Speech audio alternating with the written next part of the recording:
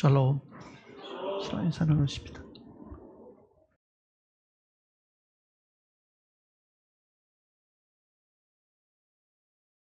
마태복음 11장을 보십시다.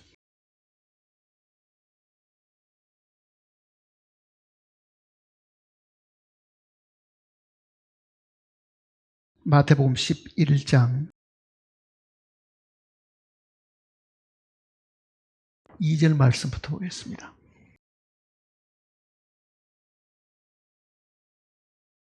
요한이 옥에서 그리스도께서 하신 일을 듣고 제자들을 보내어 예수께 여짜오되 오실 그이가 당신이오니까 우리가 다른 일을 따리오리까? 예수께서 대답하여 이르시되 너희가 가서 듣고 보는 것을 요한에게 알리되 맹인이 보며 못 걷는 사람이 걸으며 나병 환자가 깨끗함을 받으며 못 듣는 자가 들으며 죽은 자가 살아나며 가난한 자에게 복음이 전파된다 하라. 누구든지 나로 말미암아 실족하지 아니하는 자는 복이 있도다. 6절 말씀까지 읽었습니다. 기도하십시다.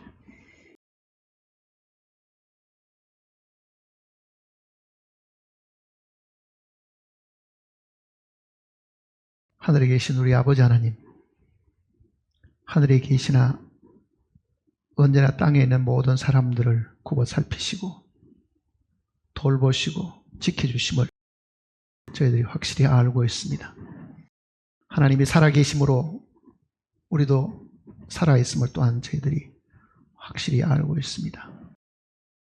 모든 만물은 하나님께로부터 비롯되었고 만일 하나님이 계시지 않는다고 하면은 우리가 보는 모든 것들은 이 땅에 존재할 수 없음을 또한 알고 있습니다.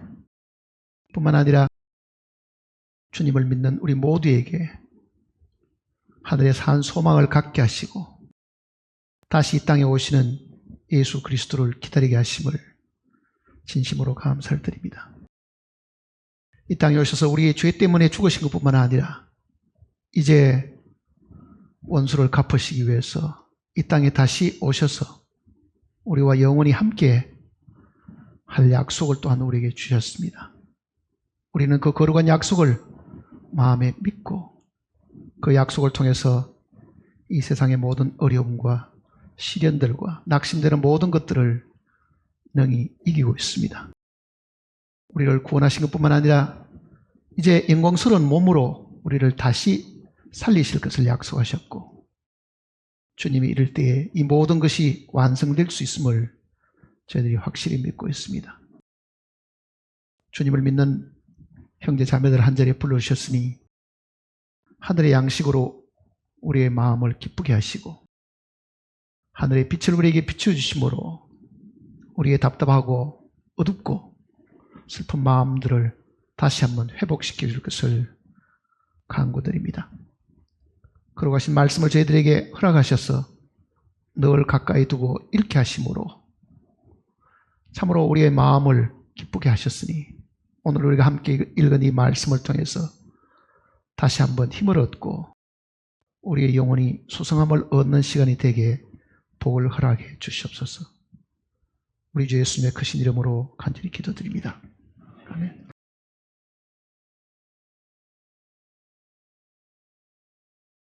세례 요한은 예수님을 증거하기 위해서 오신 마지막 선지자입니다. 말라기 선지자가 이 세례 요한이 장차 올 것에 대한 것도 미리 예언을 해 주었으니까요. 예수님이 오는 것을 예언해 주는 이 내용도 있지만은 세례 요한이라는 사람이 이 땅에 와서 주의 길을 곧게 하고 평탄케 한 놀라운 사역을 가진 선지자가 올 것도 사실은 예언을 했습니다. 그렇게 보면은 예수님께서 그 칭찬하신 내용 속에는요, 여자가 낳은 사람 중에 세례 요한보다 더 큰 이가 없다 할 정도로 위대한 사람이었습니다.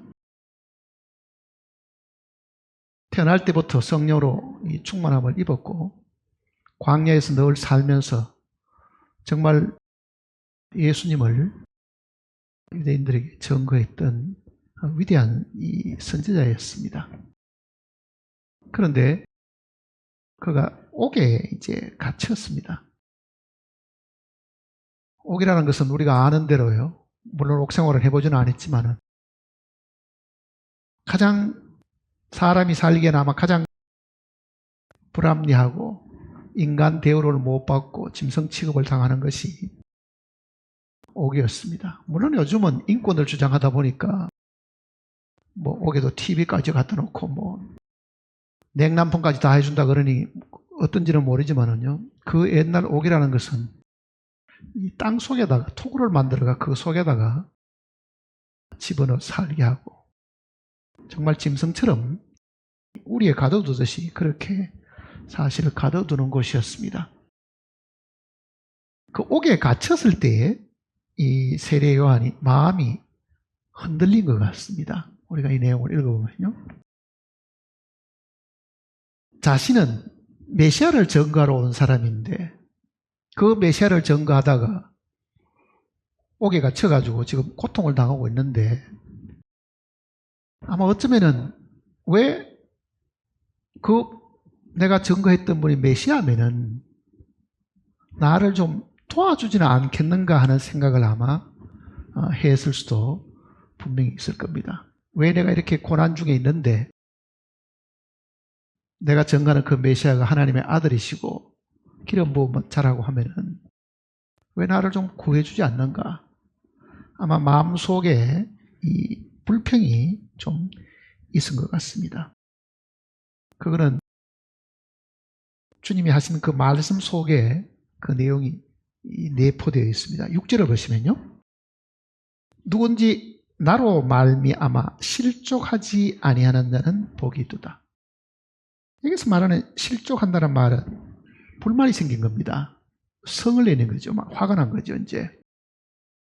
그러니까 주님이 이 세례 요한의 이 마음을 아신 거잖아요. 그래서 주님은 나로 말미암아서 불만족하지 않는 사람은 정말 복이 있다. 그러니 하나님이 정해놓으신 그 길을 가는 것으로 이게 끝이 나야 되는데 나는 이렇게 했는데 어떻게 나에게 이런 고통과 괴로움이 따르는가 하니까 실족을 하게 된 거죠, 사실은요. 그러니 이 주님의 이 말씀을 보면은 세례요한이 잠시 동안 마음이 흔들렸고 주님으로 인해서 마음에 불만이 있었다는 것을 주님이 간접적으로 말씀하시는 겁니다. 한번 생각해 보세요. 이럴 경우가 우리에게도 사실은 있습니다. 나는 주님을 위해서 열심히 하고 봉사도 하고 드리기도 하고 정말 많은 사람을 인도해 오기도 했는데 정작 내가 어려울 때는 하나님이 안 돌보시는 것 같은 생각을 할 경우가 들어있거든요.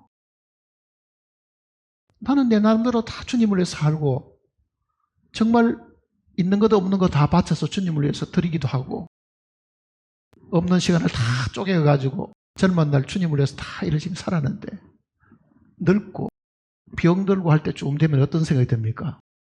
주님이 과연 나를 돌보시는가? 왜 나는 주님을 위해서 이렇게 하고 살았는데 과연 주님이 정말 나를 기억을 제대로 하고라도 계시는가? 내가 그동안 주님을 위해서 섬기고 살았던 이 모든 것은 뭐가 되었을 것이냐 하는 그런 생각을 우리도 분명히 하게 됩니다. 아마 세례 요한도 이 감옥에 갇혀서요 굉장히 낙심이 되니까 이 제자들을 두 사람을 보냈습니다. 예수님에게 단도직입적으로 물어보라고 보냈잖아요. 뭘 물어보는 겁니까? 2절 보시면요. 2절 보시면요. 요한이 옥에서 그리스도께서 하신 일을 듣고 제자들을 보내어 예수께 여짜오되 오실 그이가 당신이니까 우리가 다른 일을 기다리오까. 엄청난 내용을 이야기하는 겁니다. 자, 사실은 이 예수 그리스도 저 갈릴리 한적한 시골 땅에 태어난 이 나사렛 예수를 자기는 유대 광야에 와 있었으니까 이 갈릴리에서부터 예루살렘 가까이 쪽에 와 있었거든요. 그 수도 가까이에 있으면서 거기에 있는 이 광야에 가서 이 메시아를 전거하는 사람이었고 또 자신의 손으로 예수 그리스도를 침례까지 준 사람이잖아요. 그런데 이 사람이 하나님의 아들이다, 세상죄를 지고는 하나님의 어린 양이라고 다 증거를 했는데 어느 날 자기가 옥에 갇히니까 당신이 바로 그 사람입니까? 내가 증거하는 바로 그 사람이냐고 물어보잖아요. 당신이 정말 그리스도냐? 그거를 제자들을 시켜가지고 물어보았을 때는요, 자기의 이 공고한 입장, 지금 이 고생하고 있는 이 상황을 조금이라도 생각을 한다고 하면은, 그리고 능력 있는 메시아라고 한다고 하면은 이 옥에서도 끄집어내 줄 수 있었을 수도 있다고 분명히 생각을 아마 했을 겁니다. 그러니 이 위대한 이 선지자도요, 흔들린 거죠. 어떻게 보면은요, 주님에 대한 이 믿음이 잠깐만 흔들린 거죠, 사실은. 자, 이런 사람에게 주님이 뭐라고 답을 해야 되겠어요? 주님이 그 세례요한의 제자 둘이가 와가지고 지금 우리 선생님이 당신한테 가서 정말 당신이 구약 성경에 예언한, 하나님이 예언한 바로 그 메시아인지를 물어보는데 우리가 돌아가서 뭐라고 이야기를 해야 되겠습니까? 이렇게 물어보잖아요.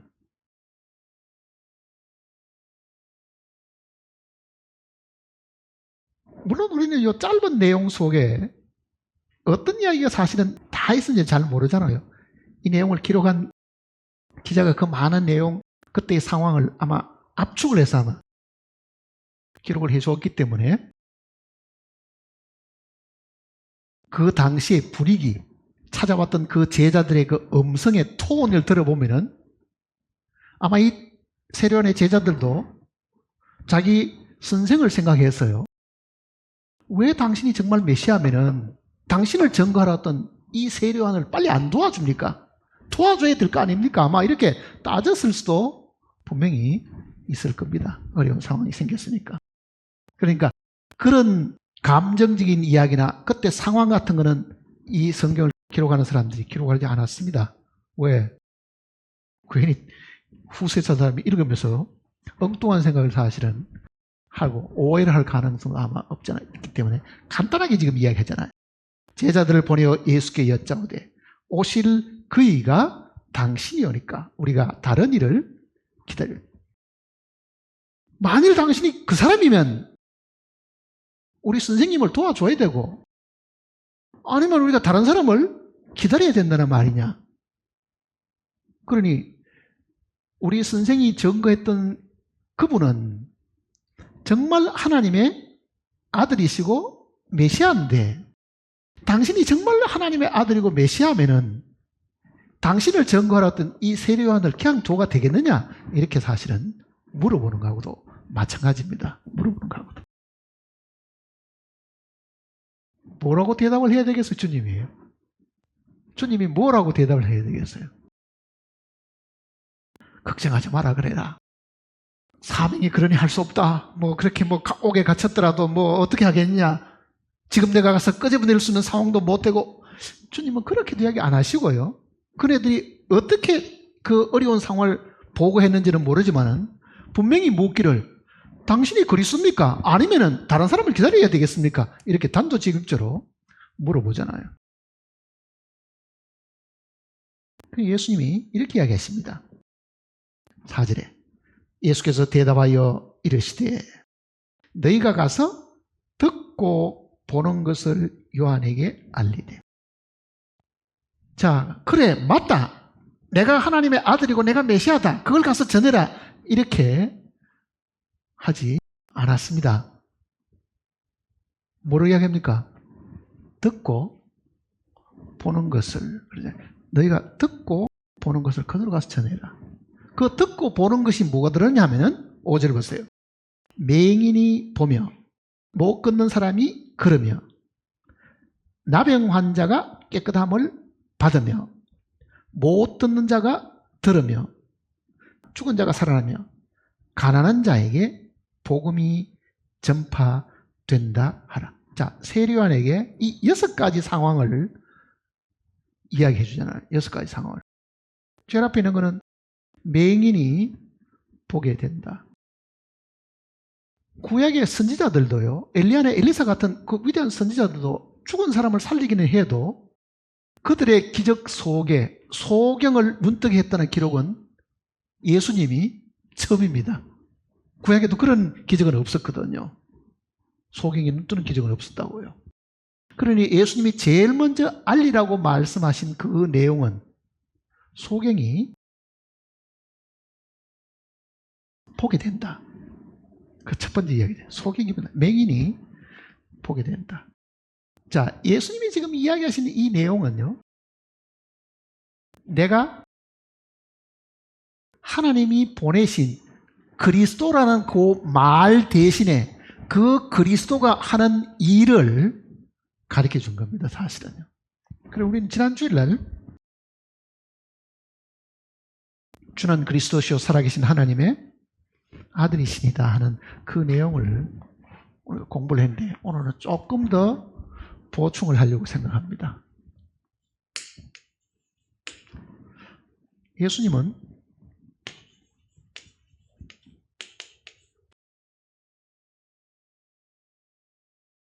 그리스도다. 주는 그리스도시요 했으면 그리스도다.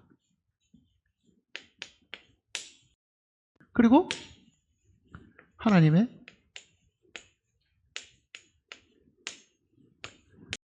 아들이시다. 그 얘기잖아요. 주는 그리스도시요 살아계신 하나님의 아들이십니다. 그러니까 예수님이 너 돌아가서 감옥에 있는 세례요한에게 내가 그리스도고 내가 하나님의 아들임을 가서 전해줘라, 이렇게 말을 한다 하더라도 세례요한이 그 말만 듣고 확신을 하기가 힘들었을 겁니다. 그럼 뭐를 보여줘야 되겠어요? 그 그리스도가 가지고 있는 능력, 그 그리스도가 실제로 사람이 할 수 없는 기적, 소경을 보게 하는 일들이나 못 걷는 사람을 걷게 하는 일들이나 귀머거리를 낫게 하는 일들이나 죽은 사람을 살리는 그 능력을 가진 하나님의 그리스도가 하나님의 아들인 그 실제적인 증거를 보고 들은 대로 가르쳐 주라고 말한 거죠. 그러면 어느 것이 더 믿을 수 있겠어요?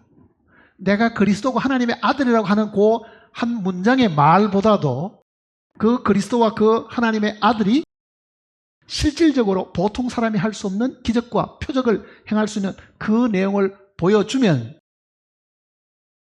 본 그 기적과 그 나타난 능력을 보면, 아, 내가 그리스도라고 말하지 않아도 저 사람은 그리스도가 분명하다, 이렇게는 증거하겠죠. 그리고 예수님께서 이 세례요한의 이 두 제자에게 내가 그리스도다 이렇게 직선적으로 말하지 않고 하나님의 능력, 하나님의 이 표적을 보여줌으로 내가 바로 하나님 아들이며 그리스도임을 너희 본 그대로 가서 전하라고 사실은 이야기하신 겁니다. 자, 지금 이 11장 5절에 있는 이 이야기 같은 경우는요, 누가복음 내용 속, 이 사복음서 내용 속에 다 기록이 되어 있습니다. 예수 그리스도가 하나님의 아들이심, 예수 그리스도가 메시아임은요, 이 사복음서가 빠뜨리지 않고 다 기록을 했는데, 누가복음 한번 보세요.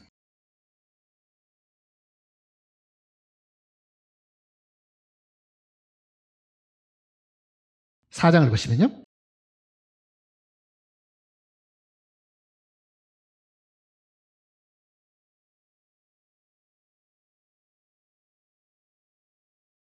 (16절입니다)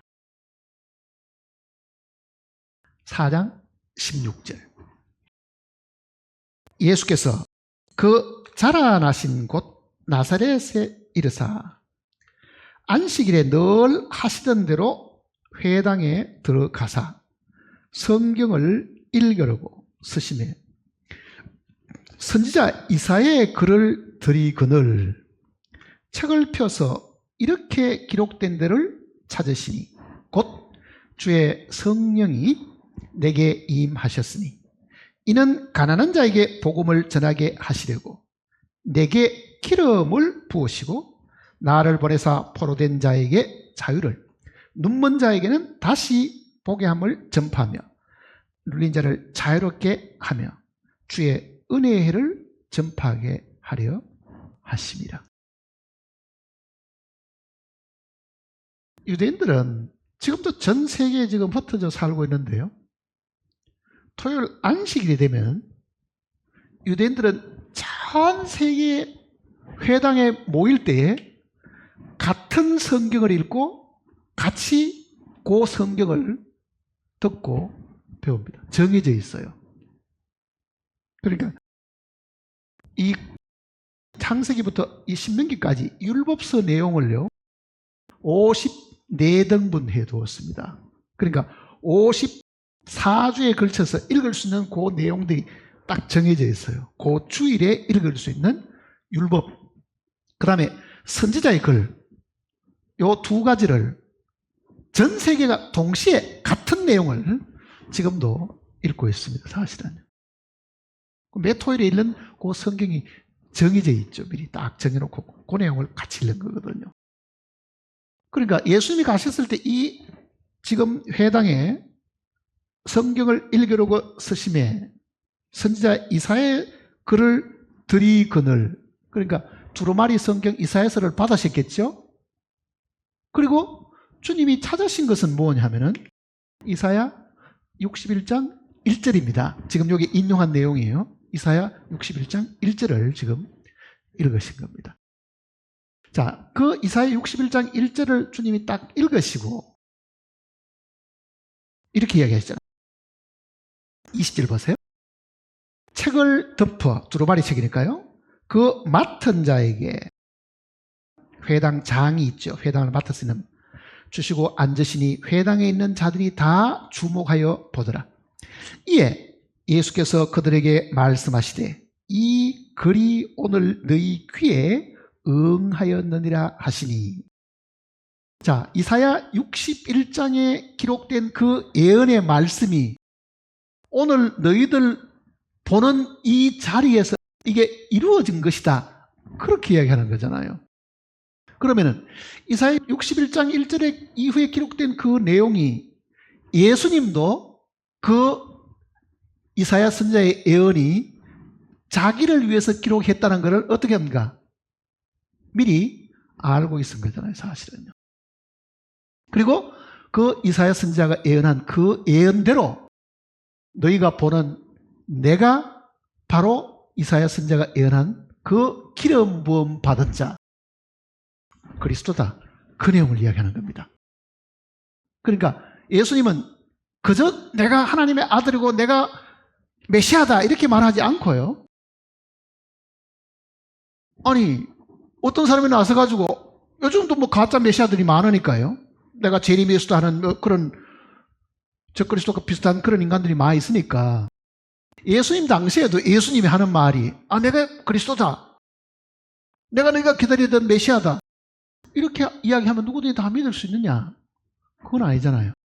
그래서 예수님은 자기 자신에 대해서 예언한 이 이사야 선지자의 이 글을 그대로 가져와서 낭독을 하시고 요 글이 기록된 그대로 이루어진 사람이 바로 나다. 이렇게 하는 거예요. 이사야 61장 한번 보세요. 어떻게 기록되어 있는지를.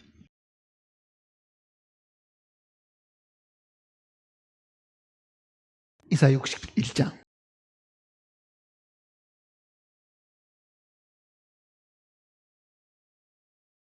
이사야 53장은 메시아가 십자가에 달려 돌아가실 내용을 기록해 놓은 것이고요.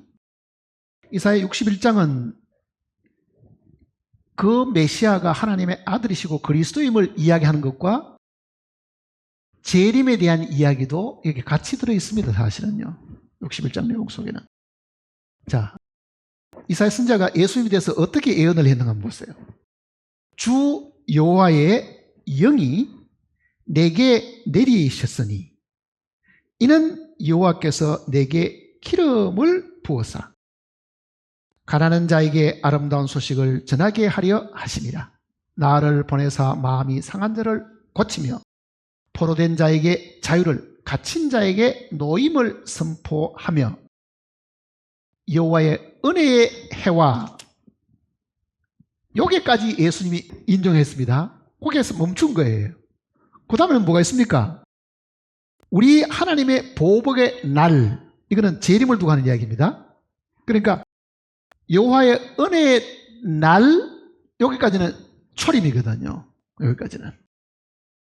그러니까 이사야 선지자는 예수님의 초림과 재림을 다 이야기하셨는데, 예수님은 이 이사야서의 글을 읽으면서 은혜의 해까지만 이야기하고 그 다음에 더 이상 이야기 안 했습니다. 그러니까 초림까지만 주님이 말씀하시는 거잖아요, 사실은요. 자, 여기 보면은 기름 부음 받음이 무엇을 두고 하는 이야기가 하는 걸 이제 가르쳐 줍니다. 주 여호와의 뭐가 임했다고요? 영이 내게 임하였으니. 이는, 그러잖아요, 이는. 그러니까 하나님의 영이 임하는 것이 기름 부음을 받는 것이다. 그 얘기잖아요, 지금. 그러니까 예수님은 태어나실 때도 성령으로 태어나셨죠. 그렇잖아요. 성령의 잉태로 태어나셨거든요. 그런데 나이가 30세쯤 되셔가지고 이제는 사역을 시작하시려고 합니다. 마태복음 3장을 보세요.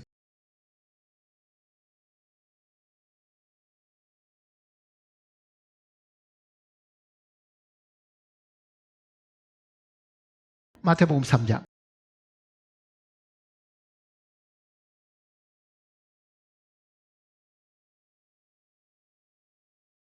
(16절입니다) 같이 읽어볼까요? 16절과 17절. 예수께서 세례를 받으시고 곧 물에서 올라오실새 하늘이 열리고 하나님의 성령이 비둘기같이 자기 위에 임하심을 보시더니 하늘로부터 소리가 있어 말씀하시되 이는 내 사랑하는 아들이요 내 기뻐하는 자라 하시니라. 자, 성령으로 잉태가 되셨는데 이제는 공생애를 시작하시려고 하면 침례를 먼저 받으셨는데요, 침례를 받으시고 물에서 올라오니까 성령이 비둘기같이 자기 위에 임하심을 예수님이 직접 보셨잖아요. 여기 지금 성령이 비둘기같이 내려 자기 위에 임하심을 보시더니 한 거는 주님이 직접 보신 거예요. 성령이 임하신 것을. 그렇잖아요. 그러니까 그리스도 혹은 메시아, 하나는 이게 헬라어고요, 이거는 히브리 말입니다. 히브리. 둘 다가 뜻은 같은 뜻입니다. 그러니까 메시아라는 말이나 그리스도라는 말은 같으니까 그리스도 예수 하든지 메시아 예수, 이거는 같은 이야기입니다. 같은 이야기. 둘 다가 기름 부음을 받았다, 그런 뜻이잖아요. 자, 기름 부음을 받았다는 그 말은 하나님의 성령이 그에게 능력으로 임하셨다는 말이다, 그 얘기잖아요. 그게 지금 이사야 선지자가 지금 하는 이야기입니다. 주의 영이 내게 임하셨으니. 그렇잖아요. 주의 영이 내게 임하셨으니. 그러니까 지금 예수 그리스도가 메시아임을 증거하신 분은 하나님 자신입니다, 사실은요. 예수님이 내가 메시아다 그렇게 할 필요가 없잖아요. 물론 예수님이 그렇게 말씀하신 데가 있습니다. 내가 그리스도다 하는 말을 하신 적이 있습니다. 요한복음 4장을 한번 보세요.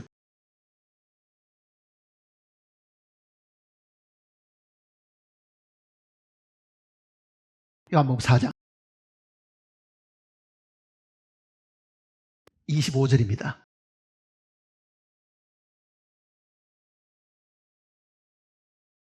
사마리아 여인과 대화를 하시는 내용입니다. 25절 보세요. 여자가 이르되, 사마리아 여자입니다, 메시아 곧 그리스도라 하는 이가 오실 줄 내가 아노니 그가 오시면 모든 것을 우리에게 알려주시리이다. 예수께서 이르시되 내게 말하는 내가 누구라고요? 그다. 누구라는 이야기입니까? 메시아다. 그 얘기잖아요. 내가 메시아다. 자, 예수님이 기름 부음을 받은 메시아라는 것을 제일 먼저 가르쳐 주신 분은 하나님 자신입니다. 하나님 자신이라고요. 그게 지금 예수님이 침례받을 때 이 장면이잖아요. 침례받을 때 이 장면이거든요. 그러니까 베드로가 주는 그리스도시요 살아계신 하나님의 아들이시냐라고 신앙 고백을 했을 때에 예수님께서 뭐라고 말씀하십니까? 이를 내게 알게 하시는 이는 혈육이 아니요 하늘에 계신 내 아버지시다. 네가 지금 나를 그리스도다 하나님의 아들이라고 말하는 것은 네가 스스로 생각하고 판단해서 나온 이야기가 아니고 하나님이 너에게 가르쳐 준 것인데 그 이야기잖아요. 우리는 유초에 보면은 베드로도 예수 그리스도가 침례 받을 때 하늘에서 음성이 들렸고 그 이야기를 직접 들었다는 것을 알고 있는 거죠, 사실은요. 그러니까 나사렛 예수가 하나님께서 성령으로 임하시가 기름 부음 받은 자라고 제일 먼저 언급하신 분은 하나님 자신입니다. 그러니까 3장 16절은 그리스도임을 이야기하는 거고 17절은 뭐를 이야기하는 겁니까? 이는 내 사랑하는 자를 내 기뻐하는 자, 내 사랑하는 아들이다. 그 이야기예요. 그러니까 나사렛 예수, 사람들 눈에 평범하게 보이는 그 나사렛 예수를 두고 하늘이 열려가지고 이는 내 사랑하는 아들이요 내 기뻐하는 자라. 이런 일들이 또 한 번 더 있었습니다. 17장을 보면은 변해산에서요 예수님께서 베드로 요한 야고보를 데리고 올라가셨는데 구름 속에 딱 갇혀버렸잖아요. 이제 하늘에서 음성이 들렸습니다. 이는 내 사랑하는 아들이요 내 기뻐하는 자라. 그러니 하늘에서 나사렛 예수를 두고 하나님의 아들이심을 하나님이 직접 뭐 하신 겁니까? 증거하신 거잖아요. 그러니까 예수 그리스도가 예수님이 그리스도이고 하나님의 아들이라는 것은 창조주 하나님이 제일 먼저 증거하셨습니다. 그러니 많은 사람들이 내가 예수 그리스도를 하나님의 아들로 믿어야지, 예수 그리스도를 기름 부음 받은 자로 믿어야지, 그럴 필요가 없습니다. 그 증거는요 하나님이 하신 거예요. 이는 내 사랑하는 아들이요 내 기뻐하는 자라 그러잖아요. 세상에 어떤 인간이 아무리 위대하다 하더라도요 창조주 하나님께서 기름을 부으시고 이는 내 사랑하는 아들이요 내 기뻐하는 자라 그렇게 온전히 사람들로 하여금 믿을 수 있는 증거를 주신 것이 이 세상 어디 있어요? 예수 그리스도밖에 사실 없잖아요. 예수 그리스도밖에. 그러니 예수님은 그 당시 유대인들에게도요 너희가 성경에서 영생을 얻는 줄 생각하고 성경을 상고하거니와 이 성경이 내게 대하여 증거하는 것이다. 이 성경에 있는 하나님이 나를 증거하는 것이다. 그 말과 같은 이야기잖아요. 그 구약 성경이 여호와 하나님의 말씀이라고 하면은 그 하나님이 그 하나님 아버지가 아들을 사람들에게 확인시켜주고 믿을 수 있는 근거로 증거하신 것이다. 그 뜻입니다. 그렇잖아요. 그러니 예수님께서 성경을 펴셨을 때는요 그네들은 나사렛 예수는 안 믿어도 누구를 믿고 있어요?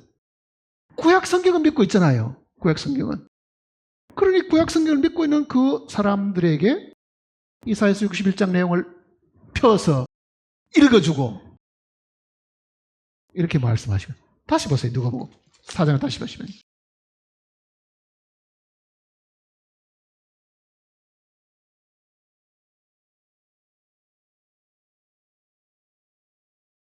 누가복음 4장을 다시 보시면요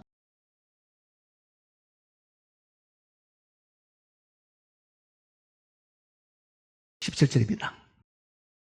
선지자 이사야의 글을 들이거늘 책을 펴서 이렇게 기록된 데를 찾으시니. 주님도 두루마리가 아마 이만하게 했으면요 66장까지 말하러 없으면 두루마리가 굉장히 컸겠지요. 그러면은 61장을 찾으시려고 하면은 그게 어디에 기록된지를 찾아서 보여줘야 될 거 아니에요, 사실은요.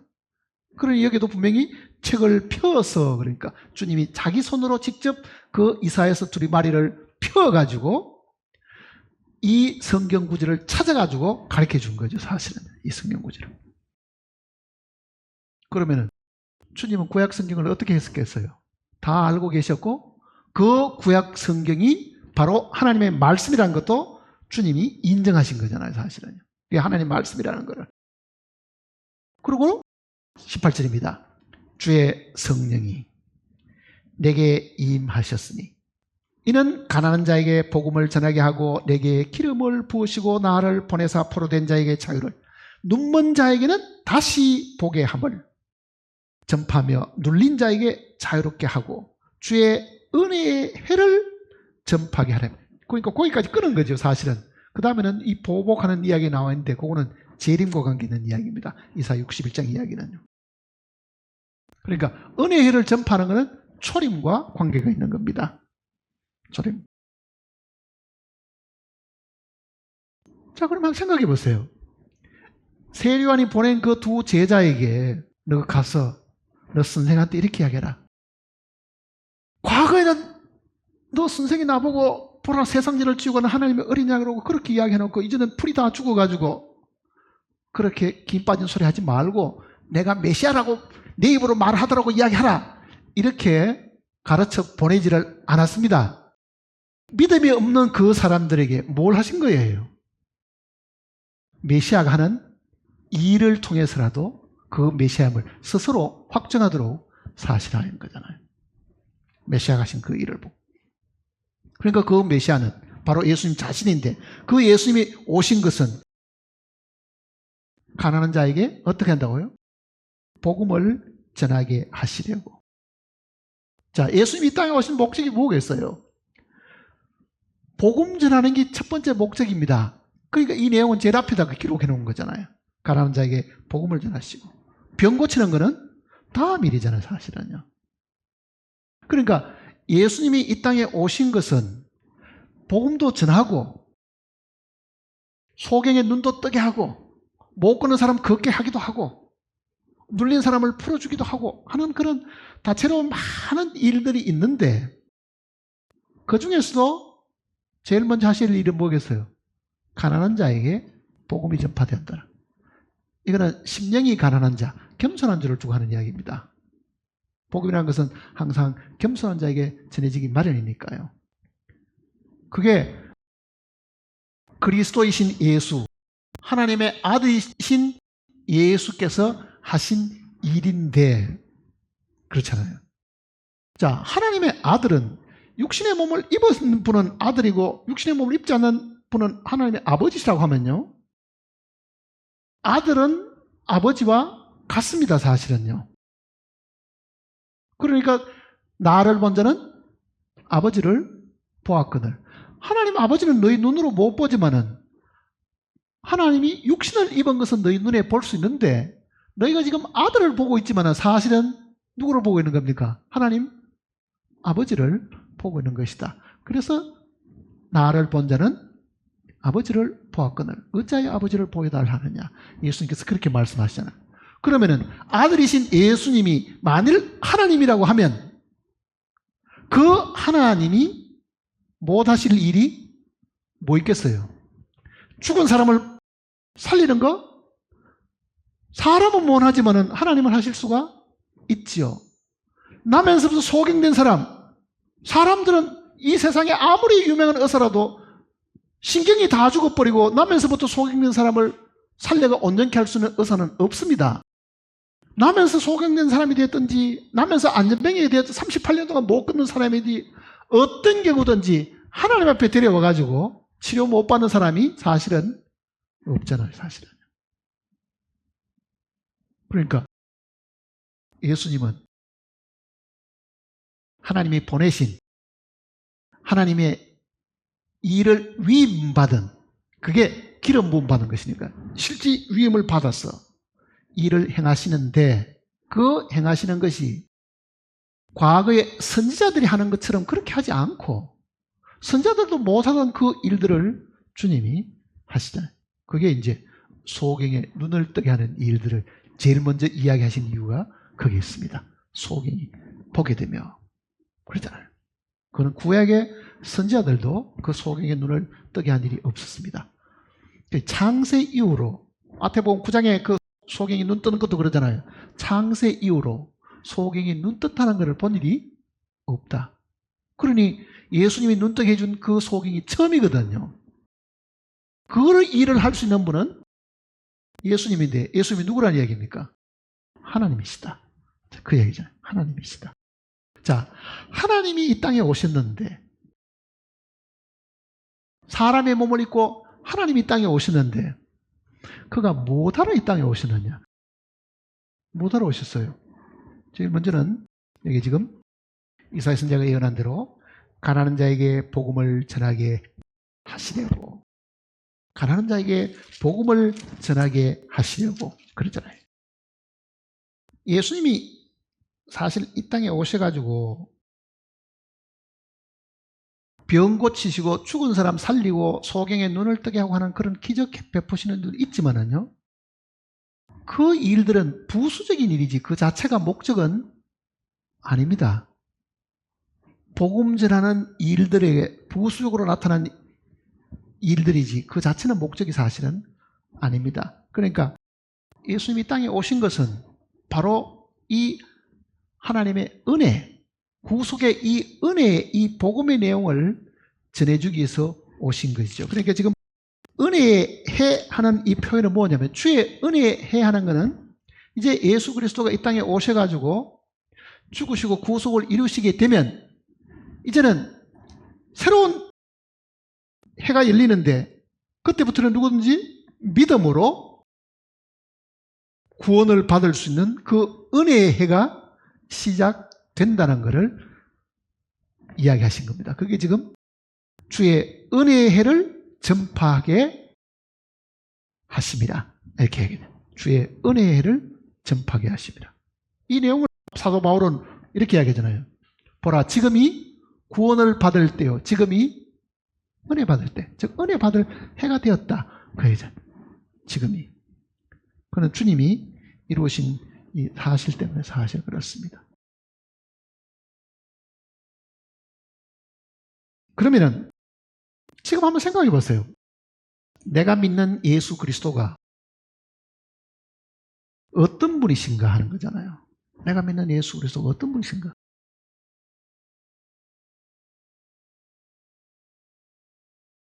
성경이 늘 우리에게 가르쳐주는 핵심은요,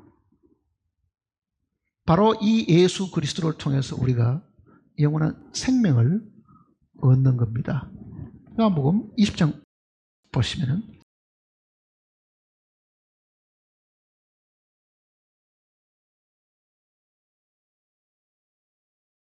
요한복음 20장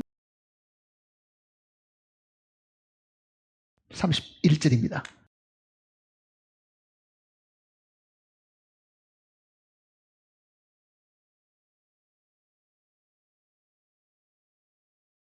오직 이것을 기록함은 너희로 예수께서 하나님의 아들 그리스도이심을 믿게 하려 하며. 믿습니까? 예수 그리스도가 하나님의 아들이시고 그가 하나님께로부터 기름 부음을 받은, 즉 하나님의 성령을 받으신, 기름 부음을 받으신 하나님의 아들이심을 믿으라 그러잖아요. 그러니까 우리가 제일 먼저 믿어야 될 것이 뭡니까? 예수 그리스도가 하나님의 아들이시고 그리스도이시다. 이 사실을 먼저 믿어야 됩니다. 주 예수를 믿으라 하는 이 말은 주 예수 그리스도가 바로 하나님 자신이고 육신을 입으신 하나님의 아들이시고 그가 하나님께로부터 위임을 받았고 하나님이 그에게 성령을 부어주셔가지고 기름을, 그 표현을 이제 성령을 받은 거는 기름 부음을 받은 거잖아요. 그 기름을 붓게 하셔가지고 하나님이 하시고자 하려는 모든 일들을 이루실 수 있는 위임받은 일꾼으로, 그 일을 이루실 분으로 하나님이 정하셨다, 그 얘기잖아요. 그러니까 우리의 믿음의 시작은 나사렛 예수가 기름 부음 받은 하나님의 아들이시다, 그것부터 먼저 정확하게 믿어야 됩니다. 그러면 어떤 일이 생기느냐? 그 다음 또 그러잖아요. 또 하는 말은 그리고 그 말입니다. 너희로 믿고, 뭐를 믿었습니까? 그가 메시아이고 하나님의 아들이심을 믿고, 그 다음에는 그 이름을 힘입어 생명을 얻게 하려 합니다. 영생을 얻게 하려 합니다, 그 얘기잖아요. 그러니까 첫 번째 믿어야 될 것은 메시아이고 하나님의 아들이심을 믿고, 그 사실을, 메시아이고 하나님의 아들이 이 땅에서 오신 그 사실을 믿고 그를 우리가 받아들이면, 즉 예수 그리스도와 우리를 하나로 연합을 시키면, 하나로 연기를 시키면 그의 죽음이 내 죽음이 되고 그의 부활이 내 부활이 되고, 그 얘기잖아요. 그러면 그와 함께 죽고 그와 함께 부활했으면은 그 부활 속에 나도 부활했으니 나도 생명을 얻은 것이 된다, 그 내용을 이야기하는 겁니다. 그 이름과 나를 하나로 잡아매는 거죠. 연합시키는 거잖아요. 연합시키는 거. 자, 구원받은 사람들은, 우리는 제사장, 뭐 그런 표현 하잖아요. 제사장. 제사장은 레위지파 사람들이죠, 사실은요. 자, 구약 성경에 야곱이 낳은 12아들이 있습니다. 12아들 다 지금 뭐 기억해가지고 다 일일이 그 한 사람 한 사람이 가지고 있는 그 이름의 뜻이 무엇인지를 다 기억을 못 하실 겁니다. 앞에 4사람은 하겠습니다. 4사람은. 첫째 아들이 누굽니까? 야곱의 첫째 아들이.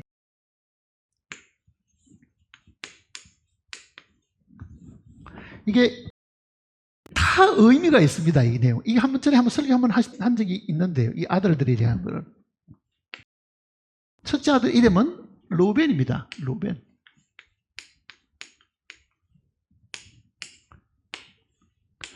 둘째 아들은 시몬이죠. 셋째는 레위입니다. 넷째는, 이거는 레아가 낳은 첫 번째 네 아들입니다. 레아가 낳은. 자, 이름이 주는 의미를 잘 한번 보세요. 지금 히브리 말이 이 벤 하는 말은 아들이라는 뜻이랍니다. 아들, 벤. 벤 구리온, 구리온의 아들, 그게 벤이거든요. 벤 야민, 오른손의 아들, 벤 야민이잖아요. 베냐민. 그러니까 벤은 아들이니까, 루라는 말은 보라, 그런 뜻입니다. 그러니까 보라, 아들이다. 그러니까 첫 아들 낳았으니까 굉장히 기분이 좋았겠죠. 그러니까 야곱의 사랑을 받지 못했던 이 레아가 아들을 낳아가지고 자신감이 생긴 거죠. 내 남편이 내가 아들을 낳아줬으니까 이제부터 저 동생 라헬보다는 나를 더 사랑할 것이다. 그래서 그 첫 번째 아들 이름을 루벤 이렇게 지은 거죠. 루벤. 그래도 남편이 별로 안 돌아봅니다. 자기한테 별로 관심이 없고 자기 동생한테 더 관심이 많잖아요, 사실은요. 시몬은 이게 듣다라는 뜻입니다. 듣는다는 뜻이잖아요. 시몬. 들으심. 그러니까 남편이 자기 이야기를 좀 들어주기를 바라주는 거죠. 제발 좀 들어주세요. 이 말하고도 사실은 같은 의미입니다. 레위라는 말은 연합이라는 뜻입니다. 연합. 레위 지파가 하나님과 연합을 이루었기 때문에 하나님을 섬길 수 있는 지파가 된 겁니다, 사실은요. 그러니까 레위의 그 의미가 연합이라는 의미가 있는데, 이거는 오늘 우리가 주님을 믿는 것하고도 관계가 있는 겁니다, 사실은요. 레위는 연합을 이루어야 되니까 이름 그 자체가 하나님과 내가 하나가 되었다. 연합이다. 그 뜻이네. 자, 레위 지파가 한 일 중에 위대한 일이 하나 있습니다. 본래 이 시몬하고 레위는 같은 형제간이고 딸 디나가 강간을 당했을 때예요. 이 두 오빠가 칼을 딱 준비해가지고 이 사람들 다 거짓말로 할례받게 하고 끙끙 앓고 있을 때 들어가서 모두리 다 죽여버리잖아요. 그러니 야곱이 죽을 때에 그 12아들을 두고 이 복을 명하는데 이 두 아들은 저주를 내렸습니다. 왜? 복수심이 강하고, 물론 자기 동생이 강간을 당한 그 일 때문에 오빠가 의분을 일으키는 것은 당연한 일이지만은요, 야곱이 봤을 때는 그 객지에서 자기 고향도 아닌 그 객지 사람을 세겜성에 들어가 다 죽였으니까 나중에 그 화가 자기에게 미칠 거 아니까 야곱이 굉장히 두려웠죠. 그러니 이 두 아들을 평생 동안 기억하고 있다가요, 죽을 때 이 두 아들이 하나님께 복을 받는 게 아니고 야곱이 축복을 내리는 게 아니고 저주를 내린다고요. 저주를. 그게 창세기 49장에 기록된 내용입니다. 49장에. 근데 이 두 아들이 저주를 받았는데 하나는 그 저주가 풀립니다. 사실은요. 그게 모세 때에 와서 이스라엘 민족이 광야에서 금송아지를 만들어서 우상 숭배를 하고 있을 때 모세가 누구든지 여호와의 편에 있는 자는 다 내게로 나오라니, 그 12지파 가운데 레위 지파만 하나님께 나왔습니다. 그래서 그 레위 지파가 저주가 풀리고 하나님을 섬기는 지파가 됐죠. 하나님과 뭐 한 겁니까? 연합한 지파입니다. 레위 지파가 연합한 지파예요. 그러니까 오늘 우리가 하나님 앞에 섬긴다, 봉사한다는 그 의미는요, 이게 완전한 하나가 되어야 되는 거예요. 레위처럼 하나가 되어야 되는 거죠. 그러니까 믿음은 뭐냐? 예수 그리스도와 나를 어떻게 하는 겁니까? 연합시키는 겁니다. 하나로 연결시킨 것들. 그게 믿음이잖아요. 믿음. 그러니 예수님이 죽으셨다. 예수님이 모든 죄의 삭은 사망인데 그 사망을 주님이 당하셨다 하면은요, 예수님만 죽은 것이 아니라 예수님과 연합한 나도 뭐 했다는 얘기입니까? 죽었다는 이야기입니다. 우리는 예수님이 내 대신 죽었다는 것은 기억을 하지만은 내가 예수님과 연합을 이루고 같이 죽었다는 것을 아는 사람은, 복음을 깨달은 사람 중에도 그렇게 많지 않습니다. 죽은 거예요, 사실은요. 연합을 이루고 죽은 거잖아요. 그러니까 주님 앞에서 봉사하는 이 모든 사람들은 연합한 사람들이라야 가능하다. 그게 레위가 주는 의미입니다, 사실은. 연합을 이루어 있는 하나님과. 그 신약은 우리가 알거니와 우리의 옛사람이 그리스도와 함께 십자가에 못 박힌 것은, 그러잖아요.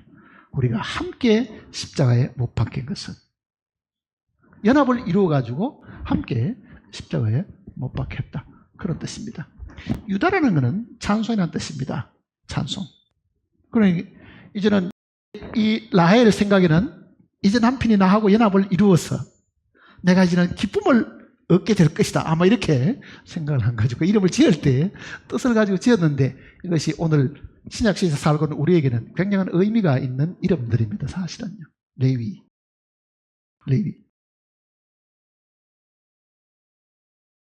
청바지 가운데 리바이스라는 게 있죠. 리바이스.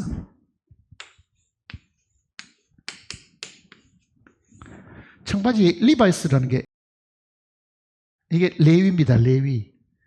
이 유대인들 브랜드거든, 사실은요. 이 발음이 위 소리 나기도 하고 위 소리 나기도 합니다. 그러니까 위. 우리말로 하면 레위죠. 영어로 하면 리바이스.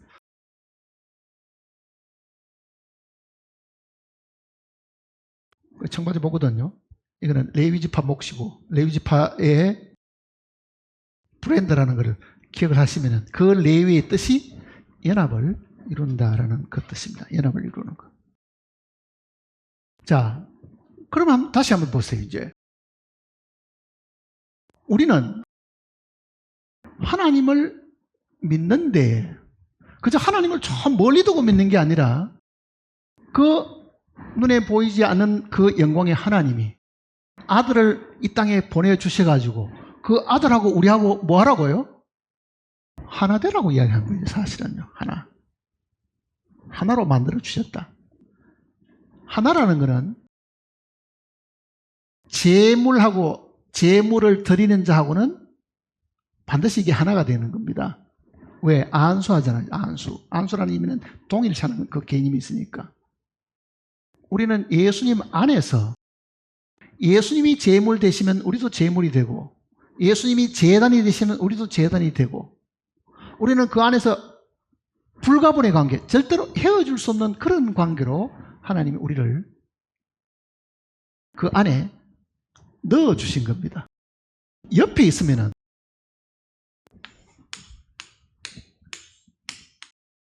이게 옆에 있으면 둘입니다. 항상요. 둘.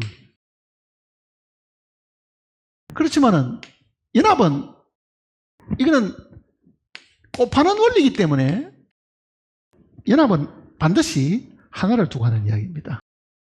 병행하는 거는 둘이 되죠. 옆에 가니까. 연합하는 거는 하나가 되는 겁니다. 그 속에다가 집어넣기 때문에 그런 거죠. 그 속에다가 집어넣기 때문에. 그러니 하나님께서 우리를 자기와 연합시켰다는 말은 우리를 주님 안에 넣으셔서 하나님이 보실 때는 나는 안 보이고 누가 보입니까? 밖에 있는 예수님만 보이는 거죠. 사실은요. 그거는 하나님이 하신 일입니다. 그러니까 우리는 병행하는 게 아니고 연합을 이루어서 하나가 된 사람들입니다. 그러니까 만일 지금 하나님이 우리를 보신다고 하면은 믿은 우리는 안 보이고 누구만 보이겠어요? 예수님만 보인다는 말과도 같은 이야기입니다. 예수님만 보인다는 말이. 갈라디아서를 보시면요. 갈라디아서 3장을 보시면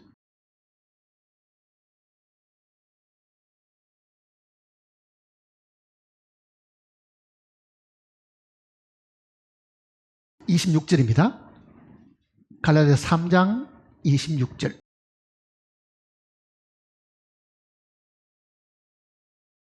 너희가 다 믿음으로 그리스도 예수 안에서 하나님의 아들들이 되었으니. 27절 같이 읽어볼까요? 누구든지 그리스도와 합하기 위하여, 이거는 지금 번역이 미진합니다. 이렇게 번역하면 안 됩니다. 이거는 과거에 이루어진 사실이기 때문에 이미 합하여 세례를 받은 자는, 합하기 위하여 하는 것은 앞으로 뭐 합한다는 그런 의미지만은요, 이거는 이미 우리는 주님과 합해서 그 연합을 시켜주신 분은 하나님 자신입니다. 그러니까 그리스도와 합하여, 먼저 개혁성경은 그렇게 되어 있습니다. 이게 지금 개혁개정이 지금 미스를 낸 겁니다. 합하여 세례를 받은 자는, 즉 죽음 안에 같이 들어간 자는 어떻게 한다고요? 그리스도로 옷을 입었다. 그러면 우리가 입고 있는 옷이 그리스도니까 하나님이 우리를 보실 때는 뭐로 보인다는 이야기입니까? 그리스도로 보인다는 뜻이잖아요. 그리스도로 보인다.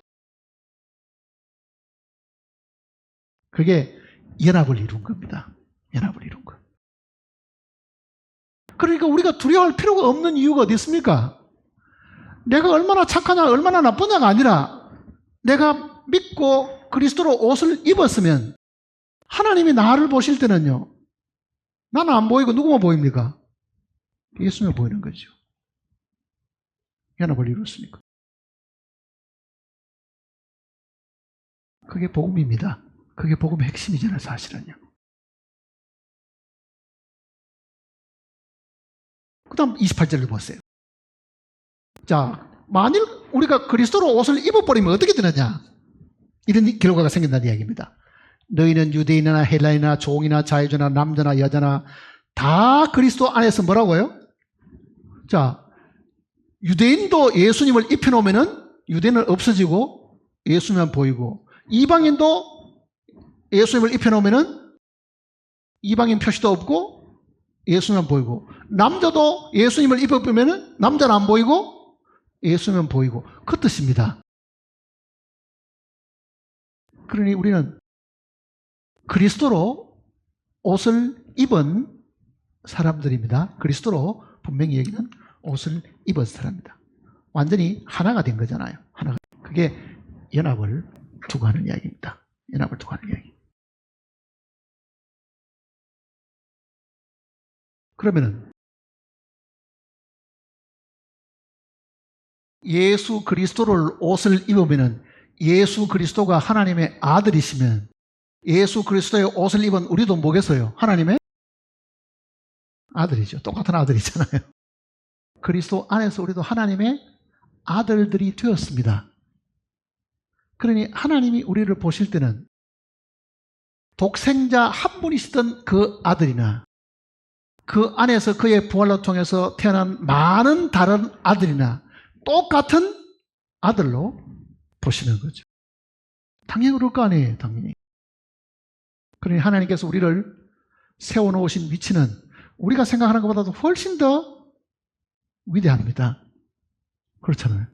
나중에 우리가 영광스러운 부활의 몸을 입을 때는요, 하나님께서 우리를 얼마나 존귀하게 만들으셨고 얼마나 영광스러운 존재로 만들어졌는가 하는 걸 알게 될 겁니다.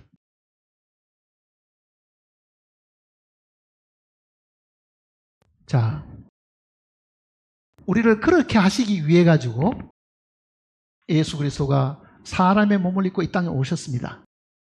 그렇지만은 그는 하나님께서 기름 부음 받으신 그리스도고 하나님의 아들이심을 알아야 됩니다.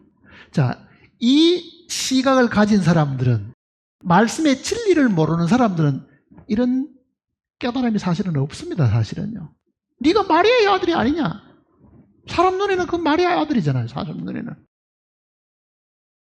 너 형제들이 다 우리하고 같이 있고, 네 여동생은 우리하고 중에 누구의 이 와이프가 되어 있는데 네가 사람이 되어서 어떻게 하나님의 아들이라고 말하냐? 그 당시에 유대인들이 그랬는 것처럼 지금도 유대인들은 예수 그리스도를 메시아로, 하나님의 아들로 믿지 않는 사람이 더 많습니다. 믿는 사람보다도. 지금도 그렇잖아요. 언제까지 그러겠어요? 주님 재림 때부터 그럴 겁니다. 재림 때까지. 그러다가 이제 주님 나타나신 거 보고 놀래가지고 그때서 이제 늦게서 회개하는 일들이 분명히 있을 겁니다. 그런데 우리는 유대인들이 예수 그리스도를 배척하는 것 일 때문에 복음이 이방인에게 먼저 전해져 가지고 그 은혜가 우리에게 먼저 주어져 가지고 우리는 참으로 예수 그리스도가 메시아이시고 하나님의 아들이심을 분명히 우리가 믿었고, 그가 하신 그 일들이 엄청나고, 우리의 그 믿음 속에는 주님을 믿은 것뿐만 아니라 주님이 하신 일들을 믿을 수 있도록 말씀으로 우리에게 다 가르쳐 주셨고, 그 말씀을 전해받아 가지고 오늘은 그 성경을 통해서 바로 그 예수 그리스도를 내가 구주로, 영원한 생명으로, 부활로 받아들인 겁니다. 사실은. 그럼 주님 다시 오실 때 우리가 부끄러울 게 뭐 있으며, 우리는 정말 예수 그리스도가 하나님이시다. 그래서 예수님 바로 하나님이시다. 그분이.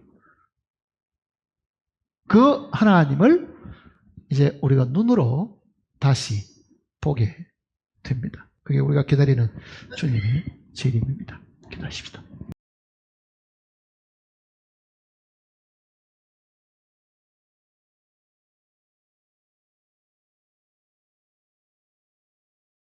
아버지 하나님, 우리로 하여금 더 이상 말을 할 수 없도록 주님께서 모든 것을 다 주셨습니다.